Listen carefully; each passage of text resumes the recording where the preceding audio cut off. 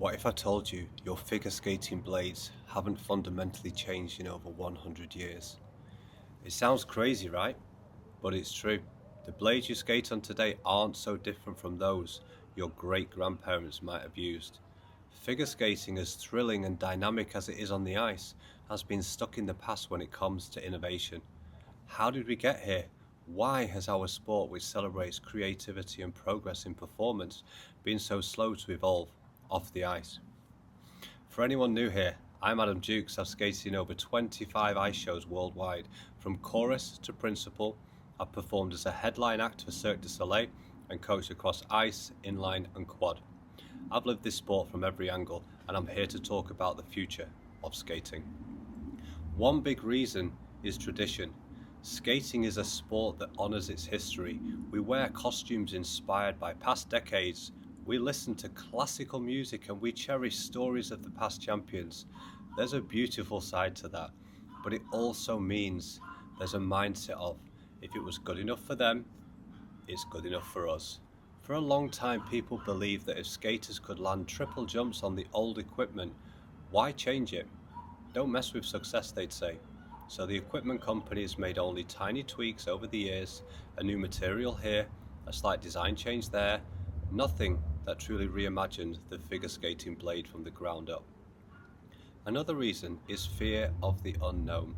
Skating is high stakes. If your equipment fails or even feels slightly off, it could cost you a medal or worse, cause an injury. Skaters and coaches have understandably been cautious.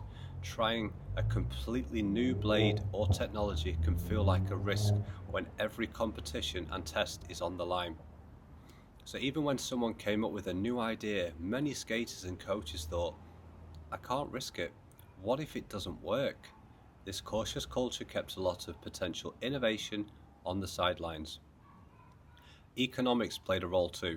Figure skating is a relatively small market dominated by a few long-established companies. These companies had loyal customers and little competition. They didn't have a strong incentive to take big risks on new designs or technologies.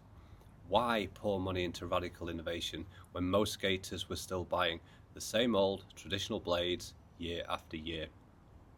In the business world, that's called playing it safe, and it led to decades of incremental changes instead of breakthroughs. Meanwhile, the world changed around skating. Other sports embraced technology. Think of how tennis rackets or running shoes have evolved. But in skating, we still see athletes doing quadruple jumps with blades that haven't changed much since the mid-20th century. It's almost like we froze innovation in time, and as a result, skaters dealt with the same old problems. Blades that rust and dull, the constant need for sharpening, and equipment that doesn't grow with you. If you were a kid who grew 3 shoe sizes in 1 year, tough luck. Your parents had to buy all new equipment 3 times. That's just how it's always been. There's always the issue of voice.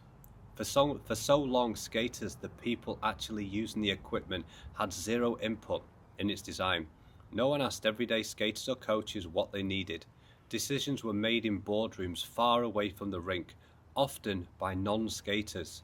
Skaters had zero ownership and zero opportunity to influence the products they depend on. The culture was basically, we make it, you skate on it, and you don't get a say. That might have worked in the early 1900s, but in today's world, it's backwards. So here we are, amazing athletes performing in 2025 with equipment designed in the 1930s, supported by a system that resists change. Understanding this is important because it shows that the problem isn't that skaters aren't talented or dedicated, it's that the framework around them hasn't kept up. The old way has been holding everyone back, even if it was unintentional. Now that we see how stuck the old system is, the next question is obvious. What would a new system look like? If we could start from scratch today with everything we know, how would we build skating differently? The answer, I believe, starts with a simple idea. Put the skaters first. Every innovation, every decision should flow from what skaters actually need. That might sound straightforward, but it's a radical shift from how things were done before. In the next video, I'm going to talk about what it means to have a skater-first approach. How would a skater-first world be different from what we have now? And how can that idea guide us into a new era for our sport?